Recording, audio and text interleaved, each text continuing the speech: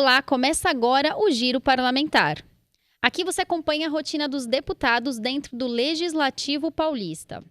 Um dos assuntos que vem ganhando destaque na Assembleia Legislativa é a LDO, Lei de Diretrizes Orçamentárias, que estabelece normas para a confecção da Lei Orçamentária Anual, LOA, contendo metas e prioridades do governo, despesas de capital para o exercício financeiro do calendário no ano seguinte. Os parlamentares criticam a forma que foi confeccionada a Lei Orçamentária Anual e questionam os gastos do governo para 2021. Eu venho de uma experiência na Câmara Municipal de São Paulo e o orçamento você tem até o final do mês de dezembro para votar, e se não votar, o orçamento do ano anterior passa a vigorar no ano seguinte. É óbvio que existe uma preocupação para que se vote até o dia 15, dia 18 desse ano, de dezembro, para que a gente possa ter o acompanhamento e também o governo possa se planejar para o ano seguinte. Agora, é difícil você ter certeza se a gente vai conseguir, até porque a Assembleia também está passando por mudanças. A gente volta agora às reuniões virtuais das comissões e mantém as reuniões presenciais no plenário, até quando a gente não sabe, até porque, como eu disse já, a gente tem visto o número de internações aumentarem e casos que você está acompanhando de perto, como no caso do futebol, como no caso do governo federal, tem mais um ministro com Covid. E não é diferente no estado de São Paulo, não é diferente com aqueles que atuam em lugares fechados, insalubres e com risco de contaminação. Então nós vamos ter que acompanhar de perto. O projeto está na Comissão de Finanças, de Orçamento e Planejamento. O presidente já designou um relator, que é o deputado Olim, e já se encerrou o processo de apresentação de emendas. Então agora nós vamos fazer o debate a partir das emendas que o relator vai acolher ou não vai acolher, das mudanças que foram propostas, e a partir daí, então, há um debate na Comissão de Finanças e depois esse debate vai ao plenário para que se aprove a proposta orçamentária enviada pelo governador ou que se modifique aprovando com as emendas que foram apresentadas. O PPA é um plano plurianual. Ele indica as prioridades, orienta o governo de forma estratégica, projeta grandes projetos e atividades, investimentos do governo ao longo de 4 anos. A Lei de Diretriz Orçamentária, a LDO, é uma discussão que a gente faz pontualmente para orientar a elaboração do orçamento. Só que a LDO precisa estar casado com o PPA. Porque você não propõe 4 anos de grandes obras e investimentos e depois na LDO você muda do jeito que você quiser, não pode. Então o PPA ele é um grande orientador para o governo, deve servir como grande orientador, pensando nos 4 anos de governo. Qual é o grande problema? É que muitas vezes o governo apresenta os 4 anos de projetos, de ações, mas ele não consegue cumprir. Então, nós precisamos acompanhar de perto. A LDO é uma votação que você tem todo ano, no primeiro semestre, que orienta a elaboração do orçamento e todo final de ano você discute e vota a lei orçamentária. Só para dar um dado importante aqui para as pessoas que estão acompanhando, o orçamento do próximo ano é de 246 bilhões. 246 bilhões. Ele está propondo um aumento nominal de 7,2 em relação ao orçamento desse ano de 239 bilhões. Portanto, é recurso suficiente para que o Estado possa garantir uma certa rede de proteção para aqueles que mais precisam. A gente vai tentar emplacar as emendas que nós consideramos que são importantes. Por exemplo, na questão de programas de emprego e renda, reduzindo da publicidade institucional, ele aumentou 74%, são 65 milhões. Nós temos todo um debate sobre o Viva Leite, o governo teve que recuar, dizer que vai mudar, que vai aportar recursos, porque ele disse que diminuiu, mas ia continuar entregando a mesma quantidade de leite. Bom, só se as vacas do governador produzirem mais leite sem dinheiro, né? Então, assim, ele mentiu, literalmente, porque ele teve um corte de litros e um corte de recursos. Agora está dizendo que vai mudar, que vai voltar ao valor anterior. Nós vamos brigar para que as emendas possam corrigir essa mudança de visão, que na minha opinião é gravíssima, diante da pandemia, diante da crise, e vamos tentar ver se é possível emplacar as nossas emendas, mandando recursos para a saúde, Viva Leite, para o emprego, para a FAPESP, que ele tirou do 529, mas mesmo assim quer tirar mais de 400 milhões de recursos da FAPESP no momento em que a FAPESP precisa de recursos para investir em pesquisas. Esse número de 10,4 bilhões é um número cabalístico. Porque cada um fala uma coisa. O secretário Mauro Ricardo fala um número, o governador fala outro, o Meirelles fala outro. Então, assim, eles estão brincando com uma coisa séria. E esse déficit, é bom lembrar que a Assembleia aprovou aqui, com choro e ranger de dentes, o 529, que era para equilibrar as contas. E o que a gente está vendo não é equilíbrio de contas. O governador está usando o recurso que ele vai poupar para pagar a Previdência. Porque a base do governo aprovou aqui uma Previdência que está tirando dinheiro dos trabalhadores. Tem um monte de gente reclamando que aumentou o desconto, porque eles não conseguiram equilíbrio. Nós levantamos esse debate antes da aprovação. Não era desse jeito que o governo resolveria o problema da Previdência. O governo preferiu caminho mais fácil, tirar dinheiro dos trabalhadores.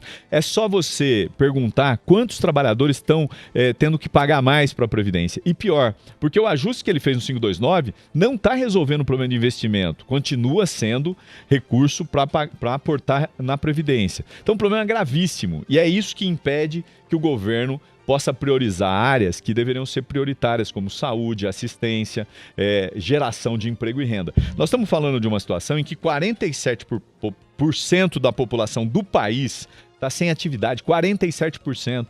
Nós estamos em idade de trabalhar, né?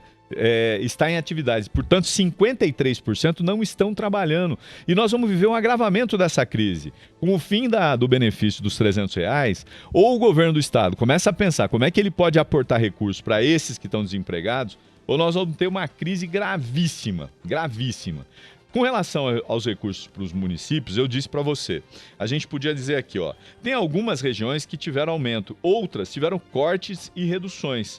Você pegar a Baixada Santista, por exemplo, você tem lá um total de 15,2 bilhões distribuídos em regiões como a Grande São Paulo, Baixada Santista e Itapeva, e o valor aumentou em relação ao ano passado, mas não temos detalhes de como serão gastos, que é o que eu te disse anteriormente. E você tem outras regiões que tiveram corte, de forma inexplicável. No momento de crise, em que a gente vai continuar vivendo a pandemia, é só olhar, nós estamos de novo tendo possivelmente uma segunda onda, e parece que o governador e o prefeito da cidade não querem tratar isso da forma mais adequada, com seriedade. Uma das metas do mandato é fiscalizar muito de perto a execução orçamentária num momento delicadíssimo. Até porque, se a gente observar, o governo falou, você apresentou aqui os 10,4 de déficit, e a gente está vendo que o governo está arrecadando mais, inclusive. Outubro a gente arrecadou só de ICMS 14 bilhões. É a maior arrecadação, mesmo comparando com o ano passado. Talvez a gente não chegue ao valor estimado no orçamento desse ano, mas nós não vamos ter um déficit de 10,4. Então, nós vamos ter, para o ano que vem, um trabalho árduo de fiscalização, de acompanhamento da execução e, principalmente, para poder denunciar se o governo vai ou não criar redes de proteção para aqueles que mais precisam, como primeiro emprego, como frentes de trabalho, como recursos assistenciais para beneficiar pessoas que mais precisam. O governo do estado fez audiências virtuais, mas não indicou quais propostas foram incluídas e normalmente são audiências para cumprir tabela. E a Assembleia, em função da pandemia, não realizou as audiências regionalizadas que nós fizemos o ano passado.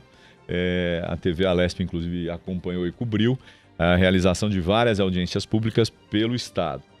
Infelizmente, esse ano não teve. Agora, pior do que isso, é que o orçamento do governo é um orçamento muito centralizado. Você não tem a possibilidade de discutir recursos para as regiões de forma aberta e nem as pessoas de participarem propondo mudanças. Então, é um problema gravíssimo. Você tem recursos distribuídos pelas macros, mas não tem a especificidade das regiões. Isso dificulta a fiscalização e dificulta para saber o cara que mora na ponta se o Estado vai ou não investir naquela região e onde ele vai investir. E pior, né? Porque você tem ainda uma margem de remanejamento do orçamento de 17%, o que significa 41,88 bilhões de recursos que podem ser remanejados. Portanto, infelizmente, é com tristeza que eu digo que há pouca participação, pouca transparência e a gente aqui na Assembleia precisa usar a lupa para poder fiscalizar, junto com o Tribunal de Contas, as ações do governador. Nós apresentamos várias emendas, até porque nós entendemos que essa peça orçamentária, que tem uma importância muito grande, eu acho que é importante ressaltar aqui, é esse orçamento que vai dialogar, se não com o pós-pandemia, porque eu acho que nós precisamos corrigir essa expressão, mas ainda com a pandemia, porque nós não teremos com certeza a vacina sendo aplicada a todos os moradores do estado no início do ano, possivelmente isso deve se estender ao longo de 2021, portanto o orçamento do ano que vem é um orçamento que deve se preocupar muito com a questão da saúde, com a questão do emprego, com a questão da assistência. E infelizmente, mas é com muita tristeza que eu digo isso, o governador tirou recursos de áreas importantes. Vou só te dar alguns dados. Da saúde são menos 820 milhões. O governo mexeu em programas como o Viva Leite, como o Bom Prato. Então, as nossas emendas trabalham muito nesse sentido, de recuperar os recursos que foram retirados e que foram destinados, por exemplo, para programas que têm um impacto eleitoral. Que podem até ser importantes, mas que deveriam ser pesados num ano em que milhares de brasileiros, de moradores do estado de São Paulo estão desempregados, estão precisando de uma rede de proteção. Infelizmente, o governador me parece estar muito mais preocupado com 2022 do que com 2021. Eu fiquei bem preocupada porque houve cortes em áreas em que não poderia haver. E eu entendo que não se justificam os cortes na medida em que houve aumento, por exemplo, da verba de publicidade. Porque necessidades, elas existem, a calamidade foi real, mas esta casa também liberou muito recurso, recurso do salário dos deputados, recurso de verba de gabinete, recurso de vários fundos, inclusive o fundo da própria Assembleia. Nós votamos o 529, que também liberou recursos, tanto é que a lei orçamentária já veio contando com o 529. Estamos apanhando muito por causa dessa votação. Então tem que tomar um pouco de cuidado com esse argumento de que tem que cortar tanto. Porque se é verdade que tem que cortar, por que aumentou a publicidade? Então, assim, grande parte das... Eu sempre apresento as minhas emendas pela bancada, tá? Eu acho que a emenda na bancada ela tem mais força. Obviamente, a gente debate, os colegas anuem, mas grande parte das nossas emendas, nós estamos tirando dinheiro da publicidade. E tem uma outra linha lá, que são pagamentos gerais do Estado, mais de 1 bilhão, algo completamente indefinido. Também estamos tirando dinheiro dessa linha para devolver para a saúde. Devolver, por exemplo, para o programa Santas Casas Sustentáveis, devolver para as filantrópicas, devolver principalmente para o ICESP, que é o Instituto do Câncer aqui de São Paulo, que eu fui visitar, constatei a importância, assisti a uma apresentação pelos conselheiros mostrando que eles tinham uma programação para atenderem 7 mil pessoas, além das 46 mil que eles já atendem de maneira contínua em 2021. Mas se esse corte de 54 milhões, que foi a proposta inicial, permanecer, eles só poderão atender mais 2 mil pessoas. Eu estou falando de químio, de rádio, do atendimento psicológico que eles fazem, das muitas e necessárias cirurgias. O ICESP atende o estado inteiro, atende até pacientes de outros estados. Nós não podemos aceitar que o que subiu na publicidade seja retirado do ICESP. Então, por que a bancada do PSL não apresentou emenda por ICESP? Porque o deputado Alex de Madureira já tinha apresentado. Depois soube que o deputado Tenente Nascimento também apresentou, e o nosso objetivo não é estabelecer disputa com os colegas. Nosso objetivo é unir forças. Então, já dei o meu apoio formal à emenda do deputado Alex de Madureira para devolver o orçamento para o ICESP, que é o Instituto do Câncer aqui de São Paulo. Houve um corte enorme no programa Viva Leite, até coloquei no Twitter. Graças a Deus, o próprio governador disse que ia voltar atrás, mas para ele voltar atrás tem que ter uma emenda. Então, a bancada apresentou uma emenda recompondo o orçamento do Viva Leite.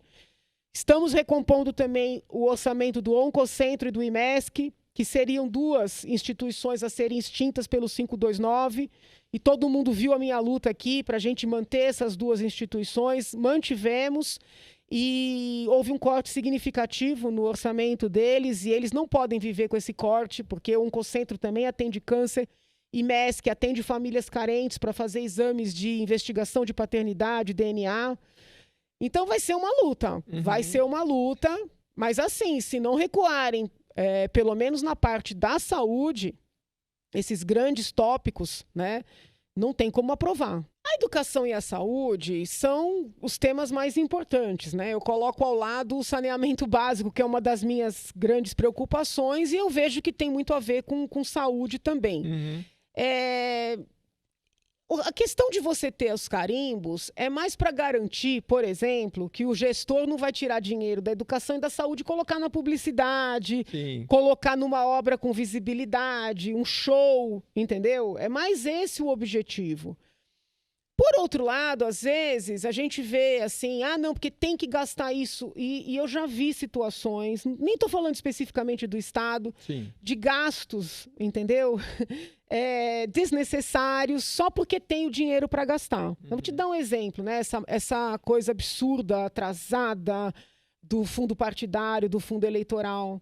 Eu já ouvi gente dizer assim, não, tem que fazer um evento das mulheres, né, na política, porque tem dinheiro para isso.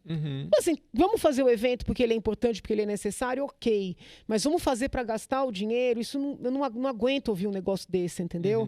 Então, essa coisa do carimbo, ela tem dois lados. Né? Ela tem um lado positivo, que é, de alguma maneira, blindar essas grandes áreas de maus gestores e de corruptos, mas tem um lado negativo, que às vezes estimula o gasto onde não precisa, e a gente precisando gastar numa coisa importante não tem, entendeu?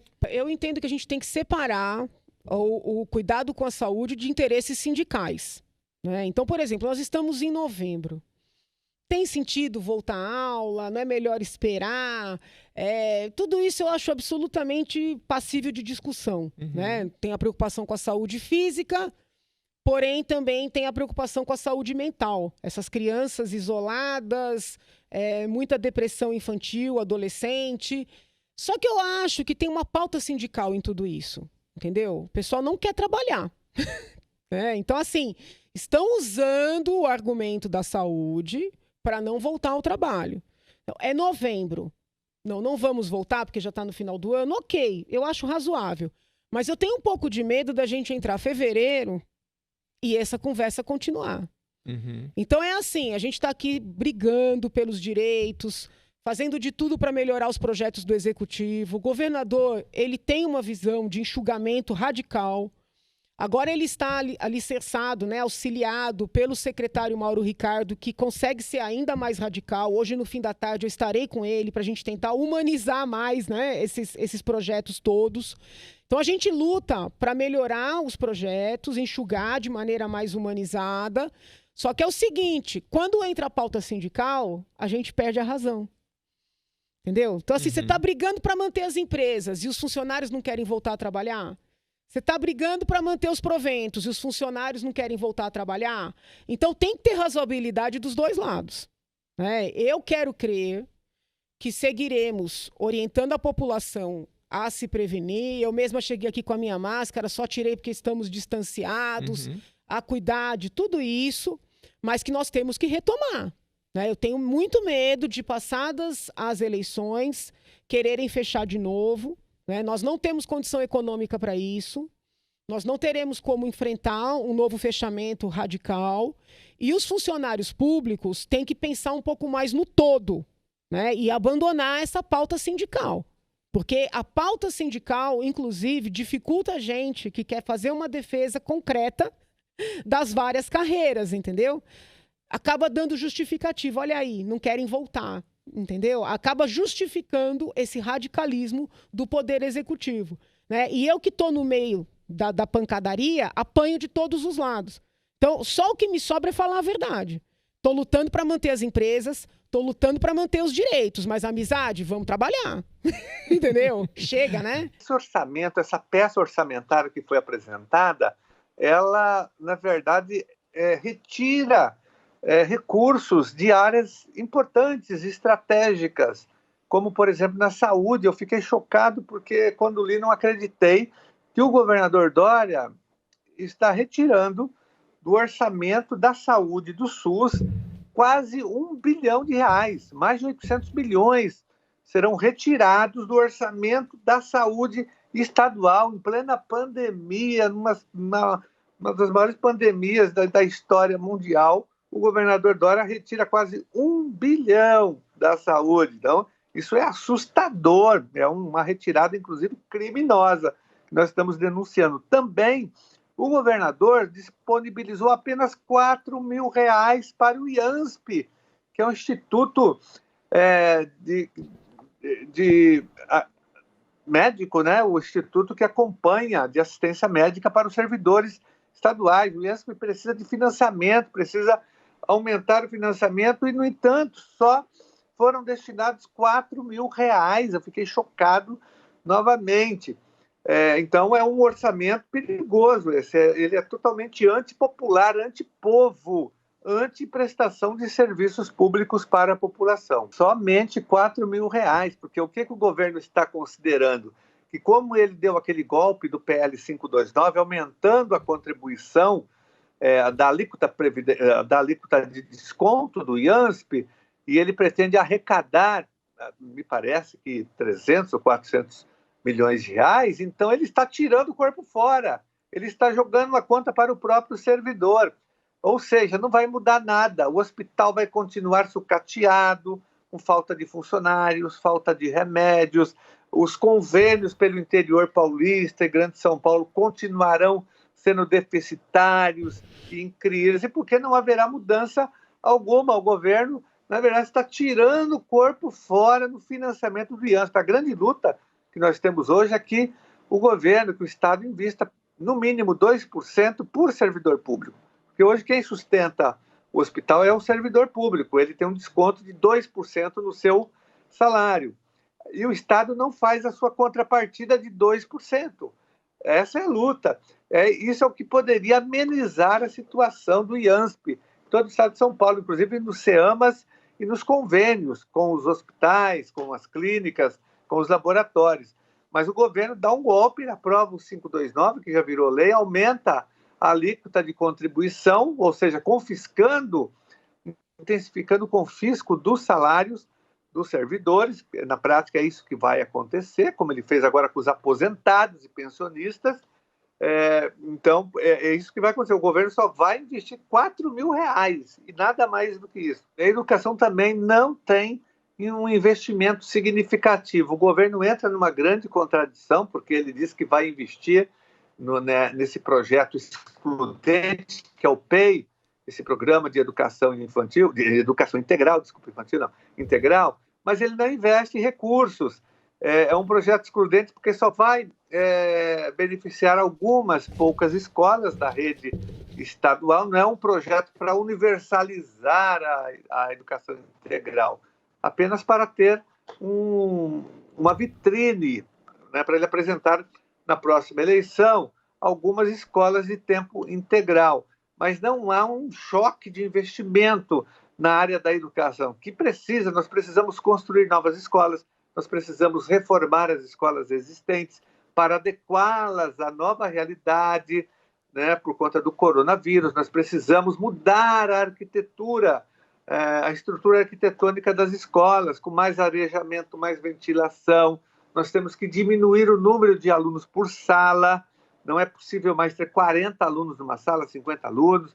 Nós temos que diminuir para, no máximo, 25 alunos por sala, principalmente agora, na pandemia e no pós-pandemia. Não haverá mais a possibilidade de voltarmos a conviver com a superlotação de salas, porque o coronavírus, infelizmente, veio para ficar. Muito mesmo com a vacinação, a gente vai ter surtos.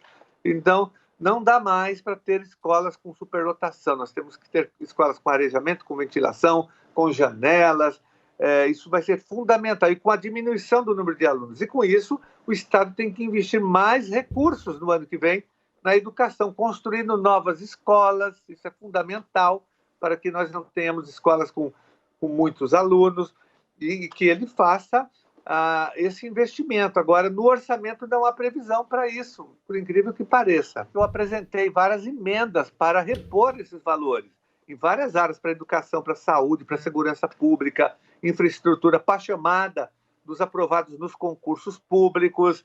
Então, nós estamos corrigindo todas essas maldades que o governo fez na peça orçamentária. O nosso desafio agora é que a Assembleia aprove as nossas emendas para que os efeitos sejam amenizados, esses efeitos perversos que eu citei aqui desse orçamento antipopular e antidemocrático do governador Dória. A LOA nada mais é do que o orçamento do Estado, né? O Estado tem uma obrigatoriedade constitucional, né? Quando eu digo Estado, é o Poder Executivo, né? O Executivo tem a obrigatoriedade de mandar para o Legislativo do Estado as previsões orçamentárias, tanto de arrecadação como dos gastos, né?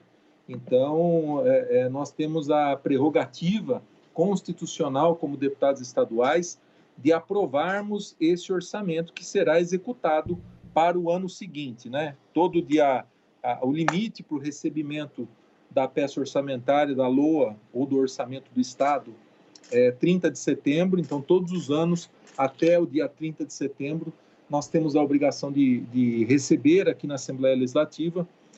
A Casa, a Presidência, encaminha para a Comissão de Finanças. A Comissão de Finanças escolhe um relator, né? Eu tive a satisfação de ser o relator o ano passado. Esse ano ainda não foi indicado o relator para o orçamento de 2021. E, após as discussões, o recebimento das emendas, né? Nós já estamos em mais de 15 mil emendas apresentadas ao orçamento de 2021, mais ou menos o mesmo número que nós tivemos no ano passado. Essas emendas são analisadas pelo relator, é feito um relatório que é votado na Comissão de Finanças e depois também votado no plenário, aprovado na Comissão de Finanças. Esse relatório vai para o plenário para que o plenário também possa aprová-lo. Com isso, esse orçamento fica autorizado o Poder Executivo a executá-lo no ano de 2021. Nós tivemos alguns meses do ano de 2020 agora, uma queda muito grande na arrecadação. A previsão de nós fecharmos o ano de 2020 seria de termos um déficit, porém, com algumas ações que foram inclusive do governo federal, como a renegociação da dívida dos estados, como também o que foi aprovado na Câmara Federal e também no Senado, a ajuda aos estados, chamada ajuda aos estados, trouxe a São Paulo para o fechamento das contas de 2020 uma certa tranquilidade. Ficava então a preocupação com 2021, porque nós sabíamos que poderíamos ter uma queda na arrecadação para o ano seguinte, se não tomássemos nenhuma atitude.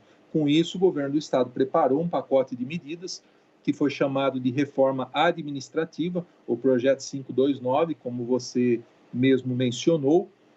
Esse projeto trazia, além de algumas questões fiscais, tributárias, como as desonerações, os benefícios fiscais que são dados a algumas empresas que em algum momento da história vieram para São Paulo e tiveram esses benefícios fiscais. Esses benefícios cessariam por 2 anos até as contas do Estado se voltarem ao normal.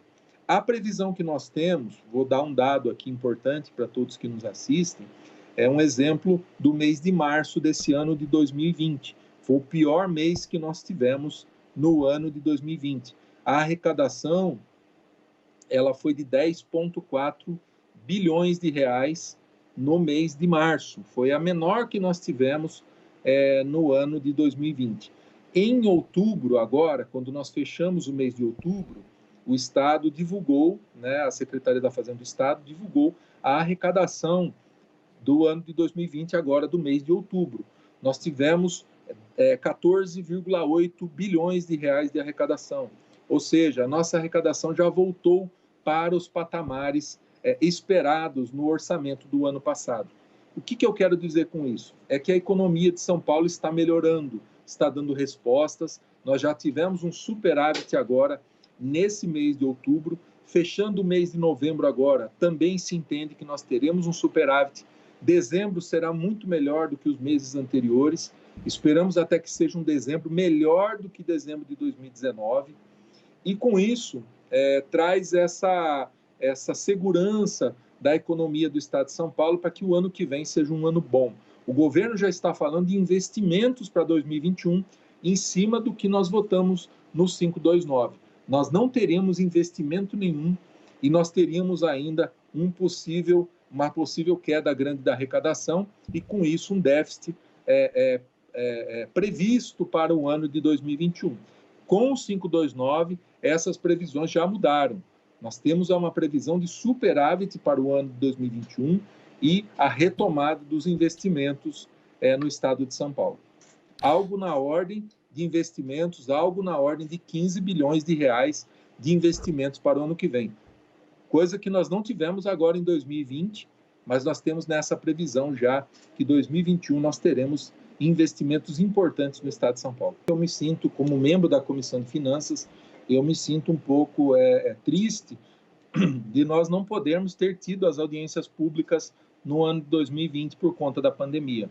Nós sempre nos reunimos nas câmaras municipais dos principais municípios do estado de São Paulo, nas regiões administrativas do estado de São Paulo, onde nós ouvimos a população, ouvimos as organizações de classe, os sindicatos, aqueles que participam realmente na ponta, cuidando do funcionalismo, tanto do funcionalismo público, como também das questões municipais, regionais de cada região de São Paulo. E eu vejo como muita importância essa participação de ouvir, né, o que eles esperam do Estado de investimentos, o que eles esperam de serviços fornecidos e que são obrigações do Estado fornecer pela Constituição. E eu fico muito triste. Nós poderíamos ter pensado, de alguma forma, de fazermos audiências públicas virtuais. Porém, eu posso confessar para você que eu não deixei de atender ninguém. Já atendi sindicatos, já atendi entidades de classe, já atendi prefeitos, já atendi regiões juntas que trouxeram suas demandas. Como sabem que eu fui relator no ano passado e também sou membro da Comissão de Finanças, então essas pessoas estão nos procurando. E entidades de classe, por exemplo, nos procuraram para apresentarmos emendas ao orçamento do Estado. Então, eu acho que esse diálogo ele é muito importante. Eu acho que o governo, cada vez mais, tanto no executivo como no legislativo, tem que pensar em governos participativos. A população quer participar, a população quer dar opinião, a população quer cobrar, a população quer fiscalizar. Eu acho que o nosso papel como representantes das pessoas, principalmente na questão do parlamento, nós somos representantes de quem nos votou, de regiões, muitos são de regiões, outros são de entidades, outros são de cidades, outros são de associações ou grupos, ou de entidades de classe. A representatividade está no legislativo. O executivo, ele governa para todo mundo. Ele governa para quem é direita, para quem é esquerda, para quem concorda com ele, para quem não concorda com ele. Esse é o papel do executivo. No legislativo é diferente. Nós ouvimos as pessoas que geralmente votaram em nós e nos cobram. Então, eu acho que é muito importante essa participação e me sinto um pouco frustrado esse ano de não poder participar das audiências públicas. O ano passado eu participei de 4 audiências públicas no estado de São Paulo e foi muito importante essa participação até para dar uma resposta para a sociedade. O Giro Parlamentar vai para um breve intervalo e volta já, com outros assuntos que movimentaram o Parlamento Paulista. Não saia daí.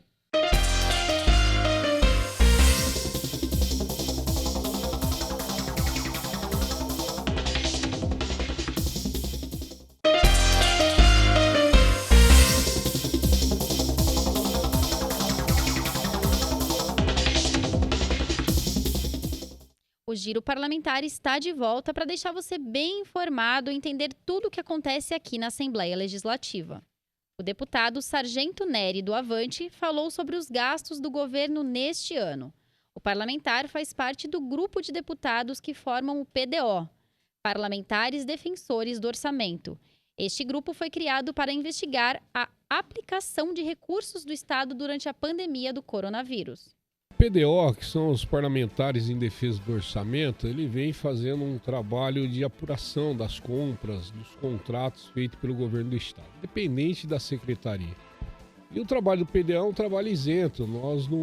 Infelizmente, o deputado ele não processa, não investiga e não julga. Então, nós fiscalizamos e mandamos para os órgãos competentes. O senhor vocês enviaram para o Ministério Público, Sim, não foi isso? Para o Ministério Público. Tá, então nós fizemos aí a fiscalização, fomos até a empresa, onde foi confeccionado A priori, a empresa não tinha nada de irregular e fomos analisar a fundo o contrato, né, dessa empresa. Descobrimos primeiro que a empresa era uma empresa nova, ela foi constituída em 2019. Ela tem um capital inicial de R$100 mil, nunca teve contrato algum com o Estado, é o primeiro contrato dela. E também o KNAI dela era para locação de vestimentos, não para confecção. Chamou a atenção, aí nós puxamos, está aqui na minha mão, nós puxamos aí a tabela do Tribunal de Contas do Estado. Estranhamente, o avental mais caro que nós encontramos, que foi feito bem na época da pandemia, custou R$68. O mais caro. Está na licitação por 270, é isso? Agora esse está 270. Uhum. E uma coisa que chamou muita atenção, todas as compras que está na lista do Tribunal de Contas tem especificação do material. Essa compra não tem, só está lá aventais. E aí isso chamou muita atenção pelo valor e por não ter especificação. Aí o grupo, né, os deputados decidiram então representar no Ministério Público para que faça apuração. O Ministério Público acatou e agora está fazendo a investigação para realmente ver se houve ou não problema. E aí cabe ao Ministério Público fazer essa investigação e se houver realmente problema, cabe a ele fazer a denúncia à Justiça. Nós não entramos ainda em contato com o Ministério Público, porque eu acho que nós temos que deixá-los trabalhar de forma isenta, não pressionar, mas acredito que vem fazendo um belo trabalho, né? Já são, acho que 3 ou 4 denúncias que nós mandamos para o Ministério Público, foi aceita. A primeira, não sei se você lembra, dos 14 milhões em aventais que nós denunciamos, e o governador, depois de 3 dias, cancelou a compra.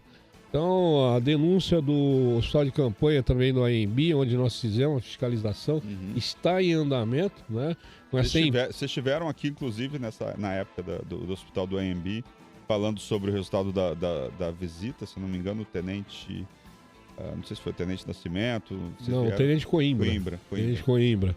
Sim, e todas essas representações estão em curso no MP. Nós tivemos uma reunião com o GAECO, apresentamos aí uma denúncia grave, onde vai envolver pelo menos 8 ou 9 municípios, autoridades de vários escalão, prefeitos, vereadores, secretários de Estado, secretários municipais.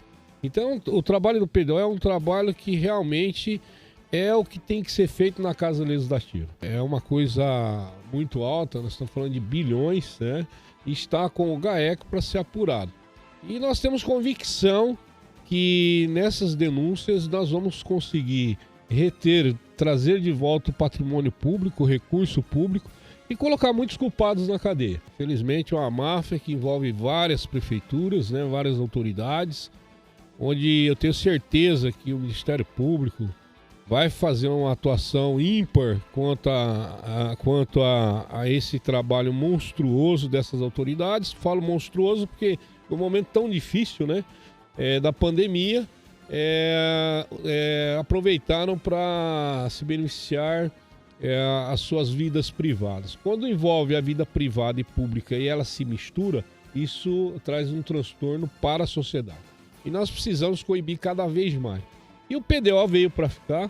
Nós vamos fiscalizar cada vez mais, nós já estamos apurando outros contratos que já está na mira aí para enviar para o Ministério Público. Eu quero dizer que o PDO, só esse grupo de 11 deputados, já conseguiu reter para os cofres públicos quase 2 bilhões em contrato e compras que possamos dizer pelo menos irregulares.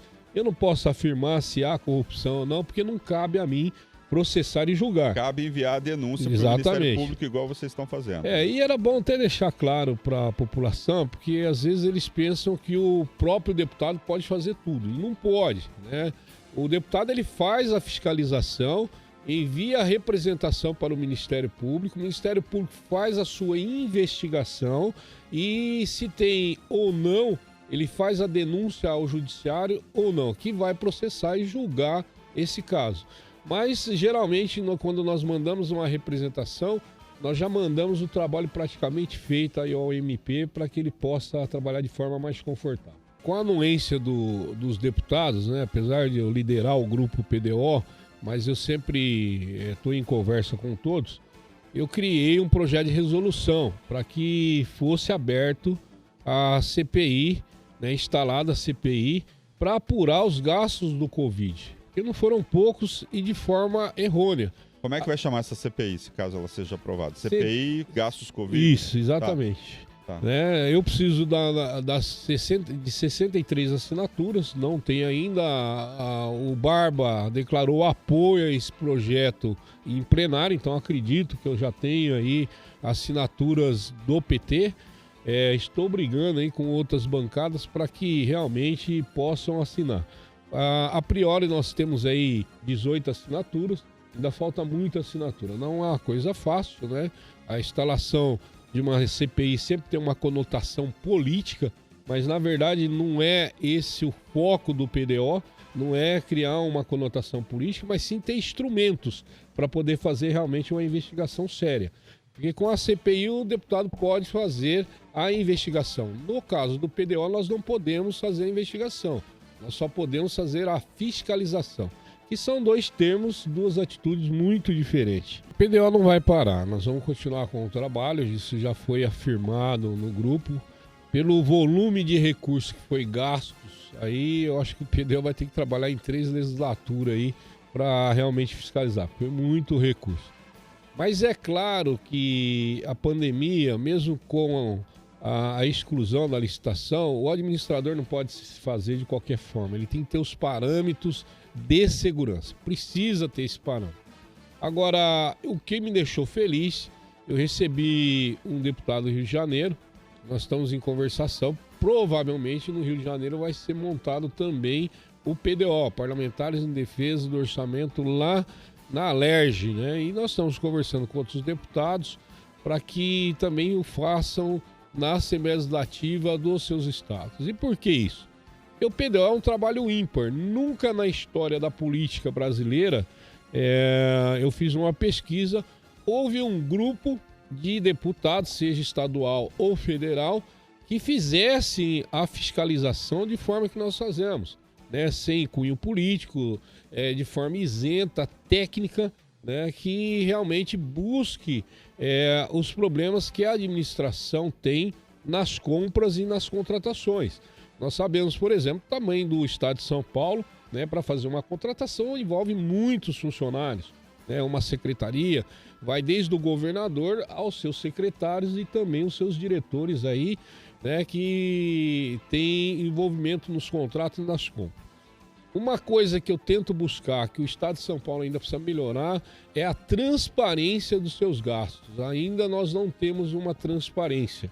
Parece que quer esconder alguma coisa.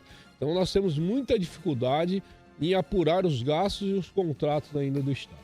A corrupção é um sistema, né? Nós só vamos terminar com esse sistema acabando com os corruptos. Então, Mas você acha que dá para acabar com os corruptos? Bem, uma das coisas principais hoje com as redes sociais é o próprio eleitor. Ele já tem que começar a excluir esses caras. Hoje nós temos aí prefeituras, um prefeito concorrendo a candidatura com liminar, né? Pessoas já com prestação de conta rejeitada. Então o próprio eleitor tem que expurgar essas pessoas da política. Esse já é o primeiro passo, né? Que é um trabalho, um evento social que nós temos que ter no país. Esse sistema de corrupção é um sistema que muitas vezes envolve poderosos de todas as autoridades, seja legislativa, judiciária, executiva, e estou falando aqui abertamente, né? Porque nós temos um noticiário que o legislativo se envolve em corrupção, o judiciário se envolve em corrupção, o executivo se... Então os 3 poderes estão nesse sistema, mas através de quem? De pessoas. E essas pessoas que nós precisamos eliminar, expurgar do meio da política e do setor público. Esse é o primordial. Quando nós fazemos a denúncia, pode ser feito, e fizemos já, né? A Polícia Federal, ao Ministério Público Federal, ao Tribunal de Contas, Ministério Público Estadual e a própria Procuradoria da União. E toda vez que envolve recurso federal, nós, é claro que acionamos aí as instituições federais. Quando é estadual, nós acionamos as instituições estaduais. Eu quero aqui parabenizar o Ministério Público, que vem sendo um parceiro, sempre nos atende, o próprio GAECO, quando nós precisamos de alguma informação, precisamos levar alguma representação, é muito bem recebido. O presidente do Tribunal de Contas do Estado também, quando nós fomos levar a representação, nos recebeu a representação pessoalmente, mas eu acredito e espero que seja mais célere, né? Que o trabalho dessas entidades também seja mais rápido, para que possa nos auxiliar também em outras demandas que estão aguardando na fila. Mas acredito muito nessas instituições, acredito muito no Ministério Público, acredito muito na nossa justiça, porque senão não tem o porquê de existir. Então, se há essa existência, nós sabemos que tem bons profissionais e que irão estar nos auxiliando aí nessas demandas. Os deputados Gil Diniz, sem partido, e o deputado federal agente Danilo Balas, do PSL, criticaram o projeto de lei 529 de 2020 do governador João Dória. A proposta foi aprovada aqui na Assembleia Legislativa por 48 votos a favor e 37 votos contra. Com a aprovação, 6 estatais foram extintas, como a Companhia de Desenvolvimento Habitacional e Urbano, CDHU, e a Empresa Metropolitana de Transportes Urbanos de São Paulo, EMTU. A justificativa do governo paulista para a aprovação do projeto de lei foi de conter um rombo de 10 bilhões de reais no orçamento do ano que vem, por causa da pandemia do coronavírus. Eu me posicionei de forma contrária, a esse projeto de lei 529. Eu achei um absurdo, várias matérias dentro de um único projeto de lei, matérias como o aumento de impostos, até criação de um imposto, coisa que não do poder, atribuição do Poder Executivo, e também a extinção de várias instituições de empresas importantes aqui para o estado de São Paulo. Com muito trabalho, com articulação, conseguimos retirar algumas empresas que iam ser extintas. Por exemplo, o Oncocentro. O governador João Dória queria extinguir o Oncocentro, uma instituição maravilhosa aqui do estado de São Paulo, que trabalha no retorno do convívio social de pessoas que tiveram câncer da cabeça e do pescoço, com próteses. Para você ter uma ideia, Melissa, 75 funcionários somente trabalham no Oncocentro. É uma instituição superavitária. Então, brigamos bastante, conseguimos tirar o Oncocentro desse projeto de lei. Porém, como você disse, CDHU, EMTU, a SUSEM, veja o caso da SUSEM, que trabalha há muitos anos no controle de endemias, e o governo passou uma informação equivocada, até digo que mentirosa para a imprensa. Você que nos acompanha, a SUSEM trabalha no controle de endemias, e não é só a dengue, é a chikungunya, a malária, são várias outras doenças que esses servidores abnegados trabalham para que seja evitada uma pandemia aí no estado de São Paulo. Ela tem 12 regionais, Ribeirão Preto, Campinas, Sorocaba, e infelizmente eu quero ver agora quem é que vai fazer a coleta desse material, quem é que vai subir em árvores, quem que vai trabalhar para controlar essas endemias no estado de São Paulo. Então, resumidamente, eu vejo que foi uma perda muito grande para você que nos acompanha, para a população de São Paulo e todos que vivem aqui no nosso estado. Além da extinção de algumas entidades, nós tivemos o aumento indireto ali, não foi descarado, mas foi indireto, de impostos como o ICMS, o ITCMD, e também a criação do imposto quando da separação de casais aí, agora nós teremos o pagamento de um imposto. Então, li o projeto todo, sou a favor de parte de desestatização, porém, esse projeto, do jeito que foi a toque de caixa, eu não vi nenhum benefício aí para o estado de São Paulo. A lei orçamentária enviada pelo governo do estado, ela tem que ser aprovada, é um projeto de lei que vem do governador, projeto de lei, no caso, 627 de 2020, e os deputados, eles têm 15 sessões ordinárias para apresentar uma emenda, né? Eu, como da segurança pública, eu atuo em várias áreas, mas tenho 27 anos de trabalho na segurança. A gente busca exatamente defender essa parte. Houve uma redução grande nos valores comparados à lei orçamentária lá de trás, com essa desse ano, e o impacto vai ser muito negativo na segurança pública. Por exemplo, eu dou como exemplo aqui, existem concursos em andamento, por exemplo, da Polícia Civil. Os candidatos do concurso de investigador de polícia são 600 investigadores que passaram por todas as etapas do concurso público e só falta o chamamento para a Acadepol, Academia da Polícia Civil. Não há previsão orçamentária desse chamamento desses 600 policiais civis. Fiz uma emenda, a emenda 1550, para que esses investigadores aprovados sejam chamados e integrem as fileiras da Polícia Civil. Então o impacto é muito negativo na segurança pública. Eu sou agente público, sou servidor público há 27 anos, fiquei 12 anos na Polícia Militar, estou há 15 anos na Polícia Federal e na área federal existe essa previsão legal já, Melis. Existe uma proteção ao bom agente público que denuncia casos de corrupção dentro do seu órgão, inclusive a autoridades superiores ou ao Ministério Público.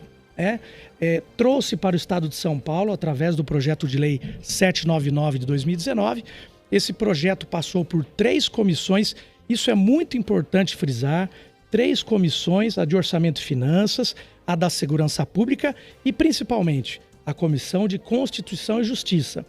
Veja, 11 deputados com conhecimento jurídico deram o aval da constitucionalidade do projeto, entre outras avaliações, né? Mas a principal, a constitucionalidade. Depois dessas 3 comissões, o projeto foi a plenário. Em plenário, nenhum deputado se opôs ao projeto e ele foi aprovado. Pois bem, seguiu ao governador para ele sancionar ou vetar.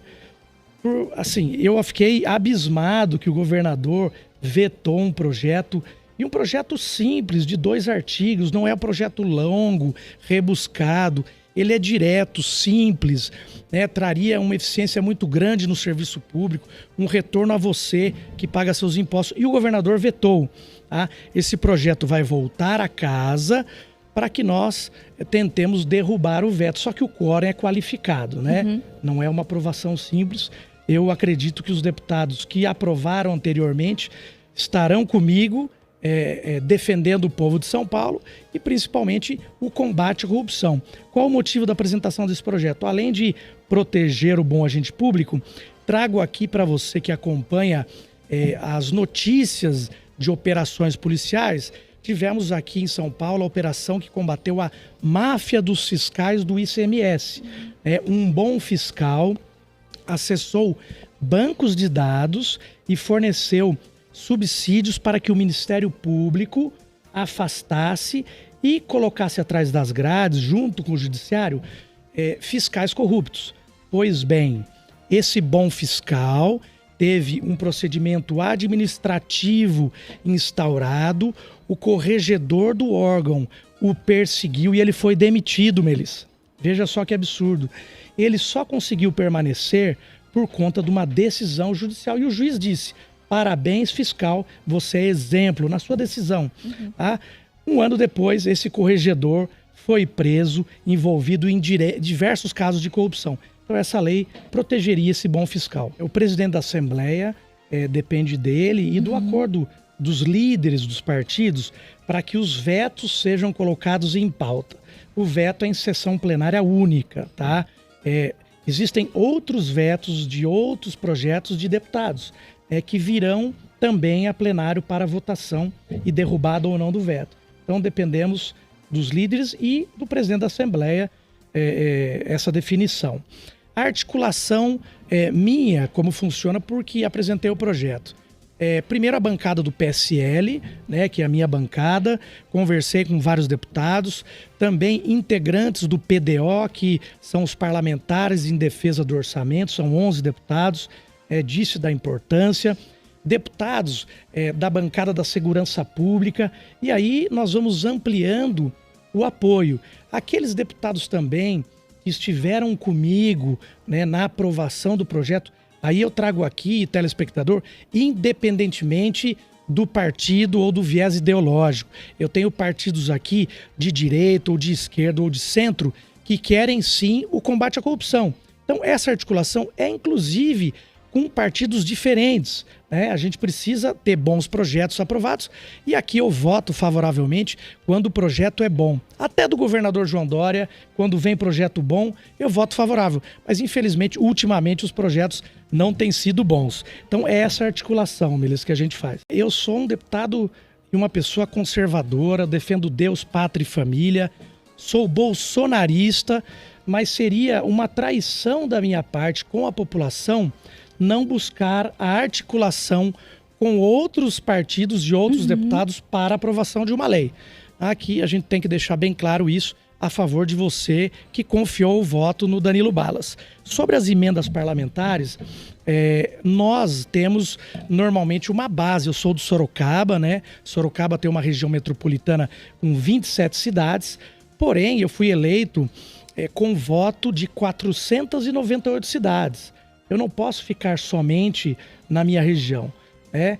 Eu devo isso, por exemplo, à região de Araras. Minha esposa é de Araras, então aquela região, Limeira, Americana, Cordeirópolis, né? Cidades importantes. Também no Vale do Paraíba, Guaratinguetá, morei 2 anos em Guaratinguetá e toda aquela região, Aparecida, São José dos Campos, Taubaté, são cidades importantes. Além de termos 15 cidades onde a Polícia Federal está instalada.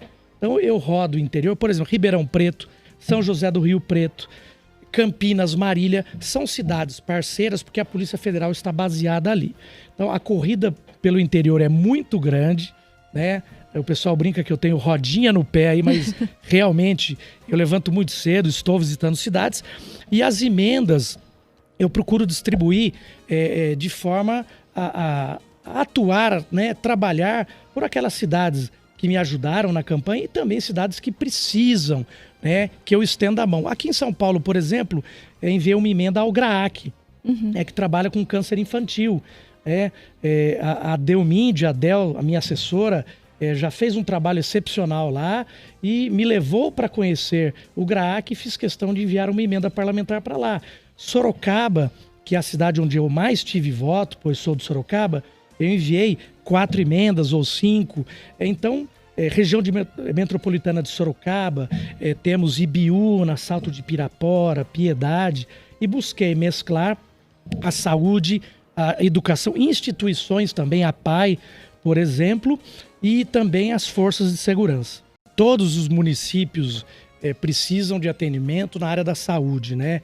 Esse ano foi muito atípico, essa pandemia acabou quebrando os cofres públicos que estavam melhorando até na parte do nosso país, né? O país vinha melhorando com o governo Bolsonaro, de repente deu uma virada neste ano, né, com índices caindo de produtividade, mas graças a Deus estamos retomando. Então, a nossa atuação parlamentar vai ter que ser, sim, mais direcionada a mais municípios. Com certeza, teremos que trabalhar ainda mais pela população. E, engraçado, o estado de São Paulo, normalmente, o governador do estado, ele reclama que ele manda muito dinheiro ao governo federal, pois paga muito imposto e tem um retorno menor. Ora, tem municípios que enviam ao governo do estado do mesmo jeito. E o governo do estado repassa de uma forma menor, né, relativa ao número o pagamento de impostos. Então, assim, o estado de São Paulo também tem que, além de reclamar, mudar a sua visão também. Nós entendemos que era um projeto péssimo. Houve muitos temas ali abordados de uma só vez. Foi vendido, né, para a grande mídia como uma reforma administrativa, mas que de reforma não teve absolutamente nada. Teve ali a extinção de algumas empresas e a autorização para o governador aumentar impostos. Então, desde o início, nós nos colocamos contrários ao 529 por vários motivos. O que aconteceu? O governo viu que não tinha votos e começou ali a costurar. Já derrubou as comissões, colocou um relator especial, deputado que eu gosto muito, Alex Madureira, e foi dando prosseguimento nesse projeto, como nós falamos aqui no plenário, tratorando, passando ali por cima de todas as maneiras. Só que no final, eles não tinham votos para vencer. Precisavam de 48 deputados votando, dando quórum. Metade mais um votando sim e 48 dando quórum. O projeto era tão ruim, mas tão ruim, que o governo teve dificuldade de colocar 48 deputados em plenário votando, sim ou não. Então nós avaliamos que foi um projeto extremamente nocivo para o estado de São Paulo, e o que veio depois, os decretos regulamentando essa lei, ainda piores. Eu jamais adotei aquele discurso, fique em casa, a economia a gente vê depois. Por quê? Inclusive falei isso aqui na Rede Alesp. Disse aqui que a economia teria que andar junto ali com a questão da saúde, que a gente não poderia priorizar uma determinada situação. Por quê? Porque ia refletir na outra, e realmente refletiu. Olha só o impacto na economia do estado de São Paulo e do Brasil. O presidente Jair Bolsonaro, ele sempre falou ali nas suas entrevistas, sempre deixou claro que o remédio para a pandemia não poderia ser pior que a pandemia. Nós vimos aí milhares ou milhões de empregos serem perdidos. Por quê? Porque o governo, e junto aí com vários prefeitos, praticamente fecharam comércios, indústrias. Então a atividade produtiva teve ali essa queda, né? Então muita gente ficou desempregada, gerou esse impacto orçamentário na questão dos impostos, e agora a receita que o governador, que dizia fique em casa, a economia a gente vê depois, é justamente aumento de impostos. Então, pera lá, vamos conversar. Por que a gente não tenta cortar gastos do governo, enxugar a máquina pública, como ele colocou, como ele mandou aqui para a Assembleia? A gente pode discutir aqui a questão da lei orçamentária, por exemplo, né? Reduziu ali na lei orçamentária o recurso para educação, por exemplo, FAPESP, mas aumentou para gastos de publicidade. Então a gente não consegue entender qual é a conta, né, que o governo acaba fazendo. Então a gente precisa discutir. Estou apresentando um projeto de decreto legislativo para sustar os decretos do governador que regulamentaram a lei e que estão aumentando impostos nesse período de crise, de pandemia, de recessão. E esse momento que a economia precisa, né, voltar a crescer, gerar renda, emprego, e não é com aumento de imposto que a gente vai conseguir fazer com que São Paulo saia dessa pandemia, saia dessa crise. Essa questão tributária, orçamentária, geralmente a Casa Civil, eles dizem que tem vício de iniciativa, que só o governo pode apresentar. A gente discorda, a gente tem uma interpretação diferente aí da legislação. Eu estou com um projeto, por exemplo, para isentar de ICMS a questão da arma de fogo e das munições para profissionais de segurança pública. E nós entendemos que o armamento ainda no Brasil ainda é muito caro, e policiais, soldados, cabos, sargentos têm dificuldade de ter uma arma que não seja da corporação. Vou te dar um exemplo. Soldado Denise. Você aí deve ter acompanhado uma policial militar, mais de meia-noite na rua, voltando para casa, foi abordada por 2 criminosos, reagiu e acabou ali atirando os bandidos. Um faleceu, o outro fugiu. A arma dela, ela foi apreendida para perícia. E isso é o procedimento comum na polícia militar. Ela ficou sem arma, ela ficou desarmada. Como que ela faz agora para se proteger? Olha, ela teve um confronto com o bandido, ela mora numa região ali de periferia, e essa realidade é a realidade que está desarmada, é a realidade que os nossos policiais enfrentam diariamente. Já entramos em contato com o comando da Polícia Militar, comando do batalhão e tudo mais, vão fornecer para ela um novo armamento. Só que olha que dificuldade que acaba passando 5, 6 dias, 7 dias. Se acontece alguma coisa com essa policial. Então a gente está aqui para tentar facilitar. Fora isso, tem as outras discussões que nós fazemos, enviamos vários projetos, a gente fica de olho no Diário Oficial, vendo o que o governador está propondo também. Então a gente faz essa nossa atividade de propor projetos e fiscalizar o executivo estadual. A gente aprovou ontem um projeto excelente. Ali foi acho que um gol de placa, né? Tanto para o governo quanto para essa Assembleia Legislativa. A isenção de ICMS para o remédio da AME, a atrofia muscular espinhal. o remédio mais caro do mundo. O governo federal já tinha isentado de IPI e agora o governo estadual isenta de ICMS. Eu tinha um projeto com igual teor desde julho aqui nessa casa.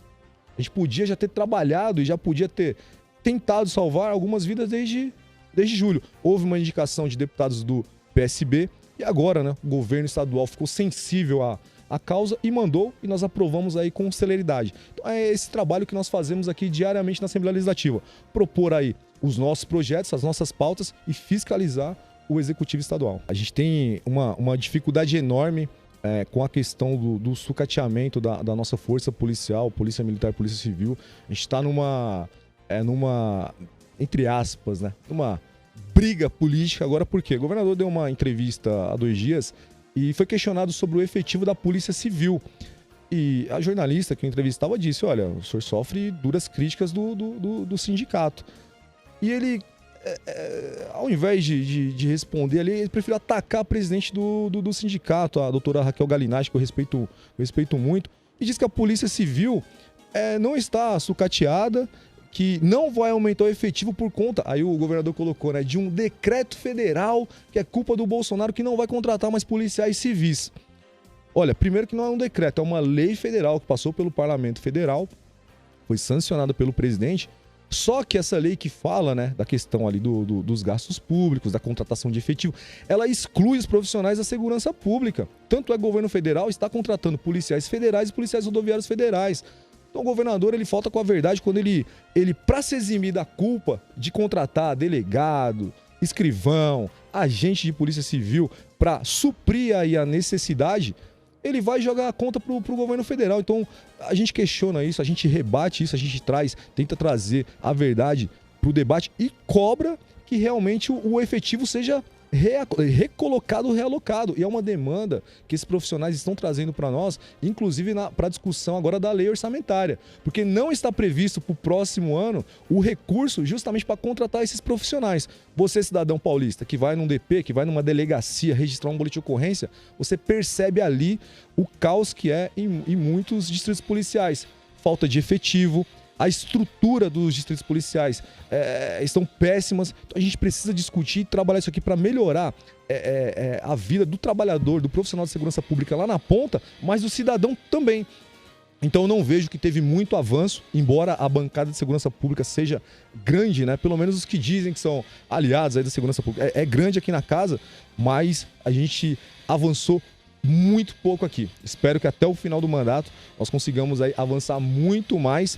Agora fica difícil, porque o governador vai jogar na conta da pandemia. Vai dizer, olha, fica em casa, a economia a gente vê depois. E agora, como que a gente faz para valorizar esse profissional que arrisca a sua vida diariamente nas ruas de São Paulo? Eu acredito que o ideal é que o presidente faça ali a gestão federal, né, como vem fazendo. O governador pensa no estado de São Paulo. A eleição de 2022, ela vai acontecer naturalmente.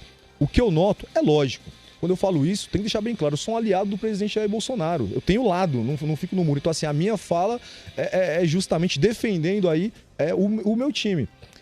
Mas o que a gente vê é que o governador está tentando já polarizar, fazer essa polarização para essa disputa de 2022. E está esquecendo de governar São Paulo, de pensar aqui na situação de São Paulo. Por exemplo, esse aumento de imposto, o governador disse que não, mas está lá. Aumentou pãozinho, aumentou carne, ICMS, aumentou ovo, aumentou pasta de dente, dentadura, areia, pedra. Olha só, isso aí vai gerar inflação. Vai gerar inflação automaticamente. Só que vão colocar na culpa de quem? Do deputado? Não. Do governador? Não. Vão jogar a bomba pro governo federal. Vai falar, olha, é culpa do presidente. Então a gente precisa aqui ter essa responsabilidade de pensar nos problemas do estado de São Paulo, da cidade de São Paulo, dos 645 municípios aqui no estado. Em 2022 a gente vai para a eleição. A gente coloca aqui o que o presidente Bolsonaro fez, o governador João Dória fez, a população vai avaliar.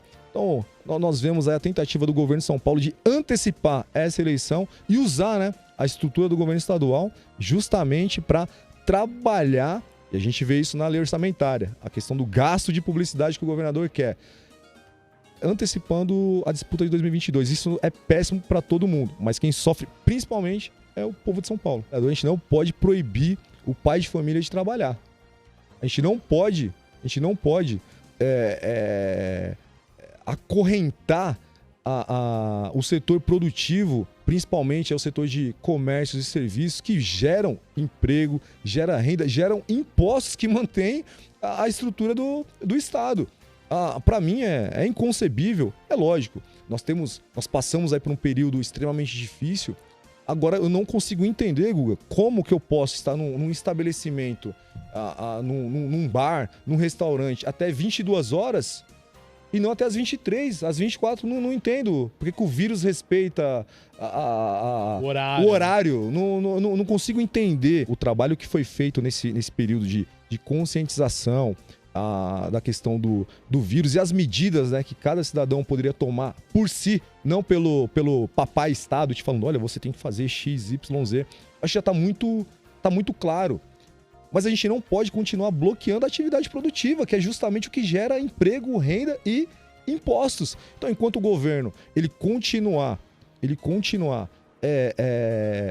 fazendo com que o empresário feche seus negócios, teve empresários que me procuraram que finalizaram, fecharam as empresas que era um projeto de vida, um projeto de família, de geração para geração, que gerava 100, 200, 300 empregos, diretamente, fora os indiretos. Então, o que a gente precisa? Dar essa liberdade, pensando na questão econômica, dar essa liberdade para o empreendedor continuar gerando emprego. Você disse bem, o governo federal ele não consegue manter esse auxílio emergencial. Vai ter que acabar. Até porque não era nenhuma previsão que tinha ali no cofre. O governo tá gerando dívida pública ali, tá fazendo ali da tripa coração para manter minimamente aí a economia.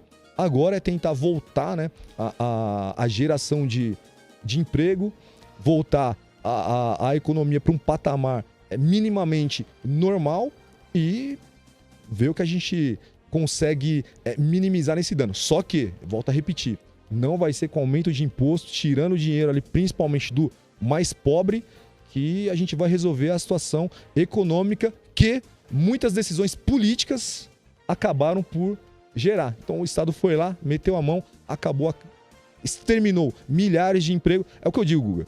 O Estado, nesse período de pandemia, ele foi lá, quebrou a perna do trabalhador e ofereceu depois uma muleta para o trabalhador, paga com o imposto do trabalhador. Isso a gente não pode deixar acontecer. Lendo, né, a peça orçamentária é muito grande, é um documento enorme e é muito bom que a gente está aprendendo, né? É o segundo ano nosso aqui, a segunda discussão do orçamento.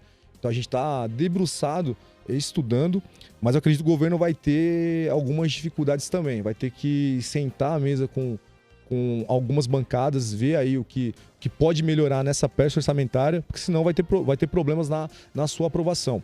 E eu não tenho problema nenhum com o cancelamento, né, do recesso parlamentar. Se depender de mim, a gente adentra aí janeiro para discutir, né? Porque geralmente, se não aprovar a peça orçamentária, os deputados aqui não têm o recesso ali de final de ano. Como a gente teve esse trabalho remoto, né, de casa, tudo mais, não tem problema nenhum de passar janeiro aqui discutindo, pensando, né, nesse orçamento para 2021 que a gente vai ter dificuldade, a gente passa aqui janeiro tranquilamente, se o governo não quiser sentar à mesa com os deputados, quiser ali melhorar o que o governador mandou. A gente acredita, né, que está longe do ideal, que a gente pode melhorar, realocar recursos para atender a população mais pobre do estado de São Paulo.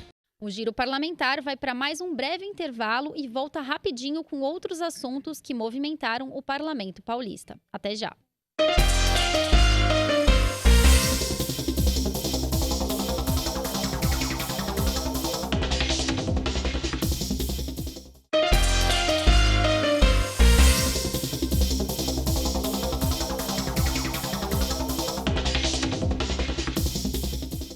O Giro Parlamentar está de volta para deixar você bem informado e entender tudo o que acontece aqui na Assembleia Legislativa. A deputada Janaína Pascoal, do PSL, falou sobre a instalação da Frente Parlamentar pela Celeridade na adoção de bebês.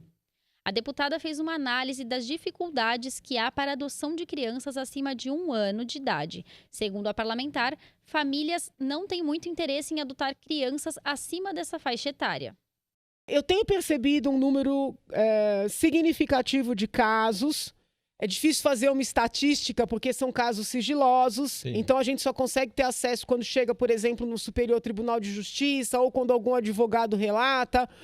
Mas de casos em que o Poder Judiciário retira essas crianças dos seios de suas famílias de criação, mas situações em que não há nenhum tipo de abuso, nenhum tipo de violência, nenhum tipo de negligência. O Poder Judiciário retira, inclusive as crianças são alvo de busca e apreensão, o que eu acho horrível, né? Dizer que uma criança é alvo de busca e apreensão como se fosse uma coisa.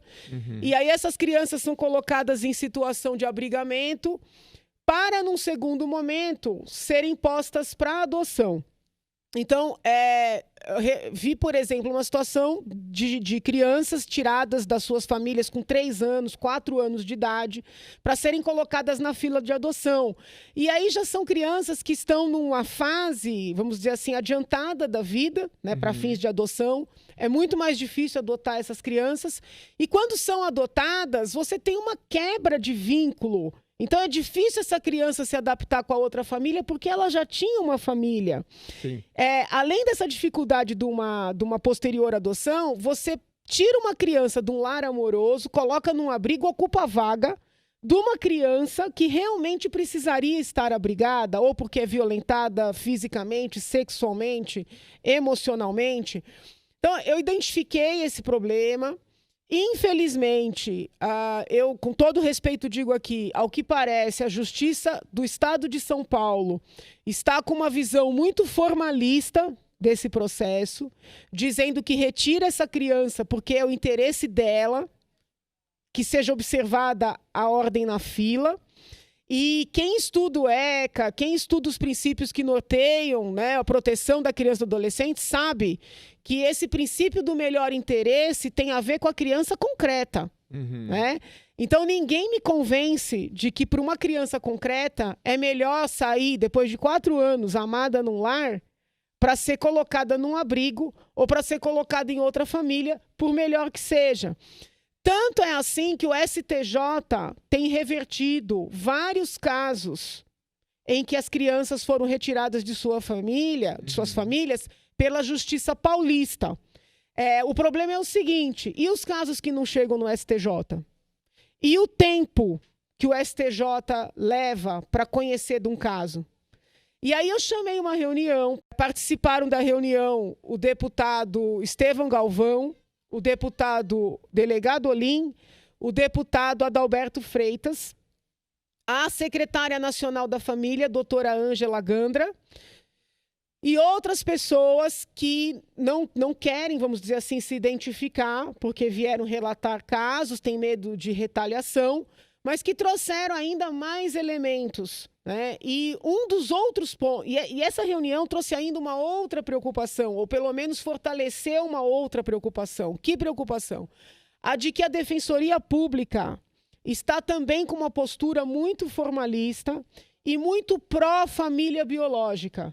Casos em que já é flagrante que a família biológica não terá condições de cuidar da criança, ou por um envolvimento pesado com drogas, ou por ações violentas anteriores, a Defensoria insiste em deixar com a família biológica, muitas vezes forçando pessoas que estão nas filas para adoção, quero deixar bem claro aqui, é um outro problema, pessoas que estão habilitadas, pessoas que estão na fila, pessoas que aceitam crianças em idade mais avançada, crianças com deficiência, crianças com irmãozinhos, essas pessoas são obrigadas a encarar 4, 5, 6, até 7 anos, que foi o caso relatado hoje, de briga judicial, porque a Defensoria insiste em interpor recursos sabidamente injustos, eu digo aqui com respeito, mas é preciso ser dito, porque essa postura precisa ser avaliada e, no meu entender, revista. Entre a instalação da frente e a reunião de hoje, eu fiz uma reunião online com o Instituto Fazendo História, que é um dos principais institutos no estado de São Paulo que lida com o programa de famílias acolhedoras. Foi uma reunião muito, assim, esclarecedora para mim, aprendi muito com essa reunião.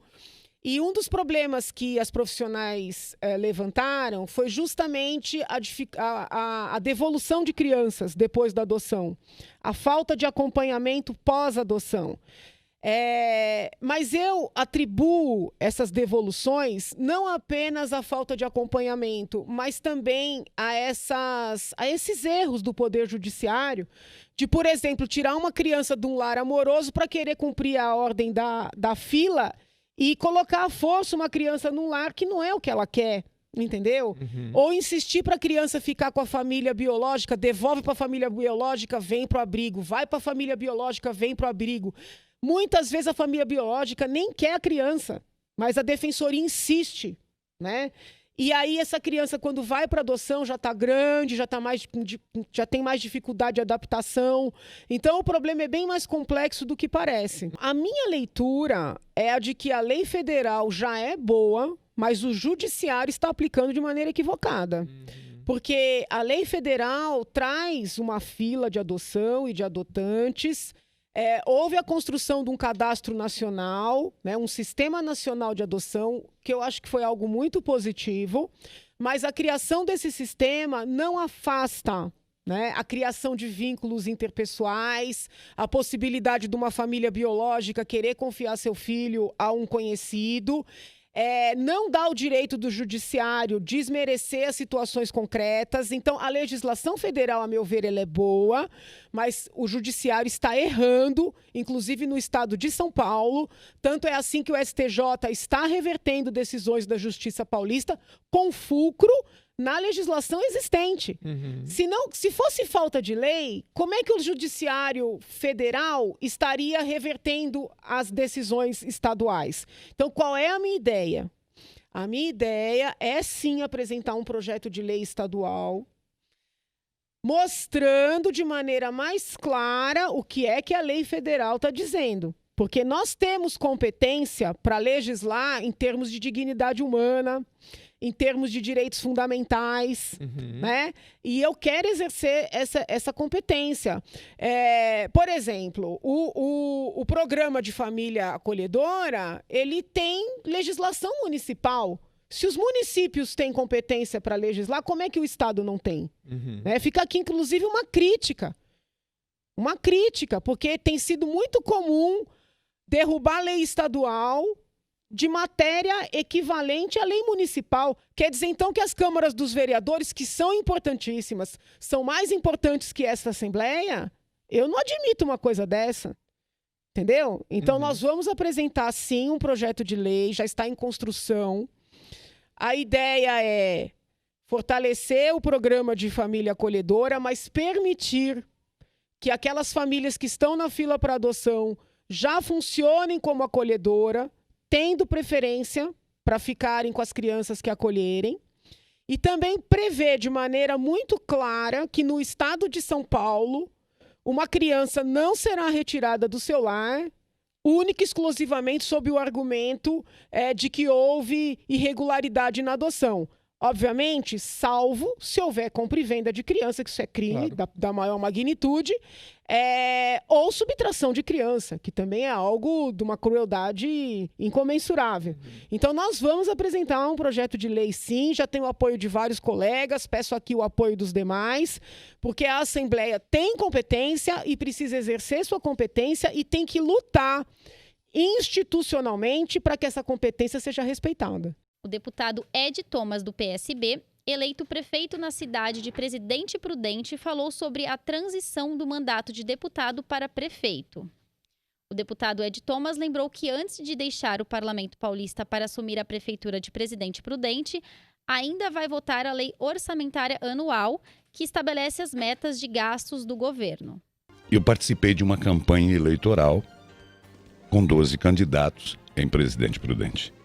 Na minha opinião, que é simples, nem eleição deveria ter acontecido. Porque nós estamos vivendo uma pandemia. Eleição não tem como não ter aglomeração e contato. Mas, enfim, isso aconteceu. E nós temos aí números que estão aumentando, não é isso? Houve um relaxamento, creio eu, também por parte da população. Esse vírus não vai embora agora. Não acredito em segunda onda, porque não terminou a primeira. Porque não terminou a primeira. Nós teremos que, num primeiro momento, junto com médicos, junto com infectologistas, junto com gente da saúde, gente da educação, é aquela aglomeração que eu disse, né? Eu, dentro da minha cabeça, já como prefeito eleito, é uma simetria de todas as secretarias, tá? Para a gente poder fazer toda essa retomada. Não é só o Covid que está levando embora. O colesterol, a pressão alta, o derrame, o infarto, a depressão, que já era o mal do século, se tornou, com certeza, a primeira doença, né? Porque distanciamento social é uma situação. Distanciamento humano é o que é o prejudicial. E a gente se distanciou principalmente do humano, que é aquela pessoa que a gente ama, o vô, a avó, né? A família reunida, o almoço de domingo. Eu estou falando de algo básico, mas essencial para a vida da gente, que é família. Eu acho que esse foi o grande pecado. Esse, infelizmente, foi a perda realmente maior. Nós perdemos muitos sentimentos e adquirimos outros sentimentos amargos e ruins, né, que nos deixam hoje realmente tristes por causa dessa situação. Mas eu creio que no Brasil faltou o quê? Faltou o engajamento de todos, com respeito, porque a pandemia virou uma politiquimia, virou uma briga, desvios, roubos, superfaturamentos. Eu falo isso porque participei do PDO, que é um grupo de 10 deputados, nós fizemos essas fiscalizações e está tudo na justiça. E as pessoas não ficam em casa assistindo tudo isso, né? Um país sendo acharqueado e roubado. E aí a pessoa já não acredita, já não acreditava no político, né? Vai acreditar num vírus. É triste dizer, mas há pessoas que enriqueceram com o Covid, tá?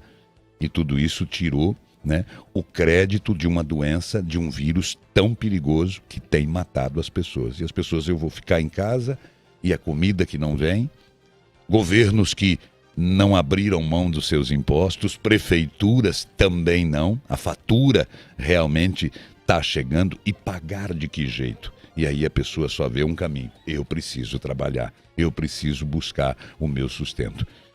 Eu creio que, infelizmente, nós não encaramos como deveria ser encarado, né, toda essa situação, né? Fomos diferentes de outras partes do mundo, né? Foi um grande pecado com as pessoas, principalmente aqueles mais vulneráveis, contra os mais pobres.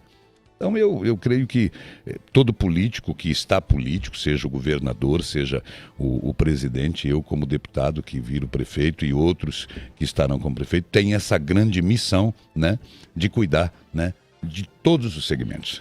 Basicamente, né, eu tiro por presidente prudente, com o fechamento, né, com esse isolamento, a economia perdeu muito. Eu creio que o planejamento poderia ter sido melhor com ciência e economia. Até porque a ciência precisa, né, do dinheiro dos impostos pagos pelo contribuinte para financiar, né, pesquisas, né, e a saúde das pessoas. Essa é a minha opinião. Eu creio que não deveria e não poderia ter sido, né, desta forma e desta maneira, porque em outros estados a gente teve diferenças, né, e não tivemos economia tão afetada como foi o estado de São Paulo. E esse cuidar das pessoas é dando a ela a dignidade de buscar o seu sustento. As pessoas não vão viver para sempre com o auxílio do governo federal ou a cesta do governo do estado para as nossas crianças, da merenda. Não é dessa forma, não é dessa maneira. Nós precisamos cuidar de todos os protocolos, cuidar daqueles que mais precisam, nossos doentes mais vulneráveis, nossos idosos, né? Não deixar aglomerar, enfim, higiene acima de tudo, mas nós precisamos trabalhar. Está todo mundo esperando um dezembro, principalmente o comércio, né, para vender realmente um pouco mais. Então a gente tem que ter esse respeito, tanto com a economia quanto a ciência e fazerem com que ambos possam caminhar juntos para que a vida das pessoas não piore mais do que está. Estou focado aqui na discussão do orçamento que vai começar, que é muito importante para o Estado de São Paulo. Então, eu sou um deputado do interior, deputado distrital, tenho 4 mandatos, né? E fui eleito, graças a Deus e ao povo, como prefeito da minha cidade, que é Presidente Prudente, da grande Presidente Prudente, que é capital do interior, que é capital do Oeste, que tem índices maravilhosos de qualidade de vida, mas que se ressente de mais investimentos, né, principalmente do governo do Estado. Por isso, a minha presença, o meu cumprimento até dezembro, discutindo esse orçamento, fazendo solicitações de recurso não só ao governo do Estado, mas despachando também daqui para o governo federal e com os deputados para que possam mandar recursos para todas as áreas em Presidente Prudente e a nossa região. A minha região é a 10ª região administrativa do interior, são 53 municípios, né? E eu tenho essa obrigação ainda e cumprirei ela até o fim, e a partir do ano que vem, Deus permitindo, a gente vai administrar essa maior cidade do interior, que para mim é um grande orgulho, né? E no primeiro momento, nós vamos cuidar das pessoas. As pessoas precisam de cuidados, né? Não existe projeto maior, né, do que cuidar do ser humano. E isso em todos os segmentos, né? Desde criança, idoso, doente, o desempregado. Nós vivemos um momento muito difícil, né? Eu estou aqui para cumprir com a minha obrigação. É um recurso do deputado, né? Há quem não, de repente não concorde, mas eles chegam em cidades pequenas de 3 mil habitantes, que o orçamento da cidade é só para folha de pagamento e para, né, o pagamento de compras. Então, as emendas chegam num momento bom, seja para a reforma de um posto de saúde, seja para um raio-x, para uma ambulância, para uma patrulha agrícola. Eu sou apaixonado pela terra, pela agricultura, né, por mecanização, por tecnologia. Então, essas emendas são muito, muito importantes. Somos em 94 deputados, todos eles com suas bases eleitorais. Os prefeitos aguardam sempre esse momento, mas eu creio que é mais do que isso. O orçamento, né, fatiar o bolo orçamentário, principalmente para as regiões mais pobres, e eu digo pobres de investimento do Estado de São Paulo. Eu venho do Oeste Paulista. E quando fala que a minha região, junto com o Vale do Ribeira, são as 2 mais pobres, né, eu coloco pobre de investimento. Porque nós temos uma riqueza de produção muito grande, tanto o Vale do Ribeira como, né, o Oeste Paulista. Mas, infelizmente, parece que é uma situação no país que as pontas do Estado, onde se inicia o Estado, seja aqui no Vale do Ribeira, perto do Rio, seja na minha região, onde começa o Estado de São Paulo, que é Presidente Epitácio, Rosana, Primavera, né, Panorama, e do outro lado o Mato Grosso do Sul, e do outro lado o Estado do Paraná. O Estado começa lá. Essas regiões acabam não fazendo parte, né, com recursos nesse bolo orçamentário. A gente sabe que a maior população ela é urbana, que aqui é necessário muitos investimentos. A grande São Paulo, as grandes cidades, mas as pequenas cidades são os braços que sustentam essas grandes, com a agricultura familiar, com a alimentação, com o agronegócio, né? Porque nada disso parou na pandemia. Se tivesse parado, a situação era muito, mas muito pior. Então o orçamento, né, é mais importante que as emendas. Nós colocamos também as emendas orçamentárias, que é num volume de recursos maior, para que o governo possa analisar e acatar, né, porque é esse dinheiro que resolve. Tudo é muito importante, os 100 mil, 200 mil, sabe? 200 mil numa cidade pequena faz uma diferença enorme na vida das pessoas. E às vezes para São Paulo, não, né? Às vezes para Presidente Prudente, que já é uma cidade, né, grande, de 230 mil habitantes, Ribeirão, Rio Preto, Bauru, né? Mas a cidade, são 645 municípios.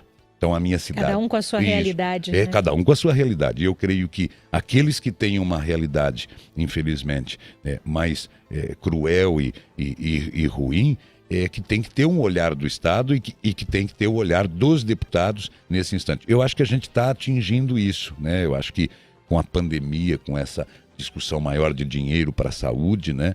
A gente vai direcionar melhor ainda esses recursos. Porque todo prefeito eleito, ele vai trabalhar o ano que vem com o orçamento, né, deste ano, aprovado deste ano para o ano que vem. Então é o prefeito anterior que deixa essa situação. Presidente Prudente tem um orçamento de quase 800 milhões.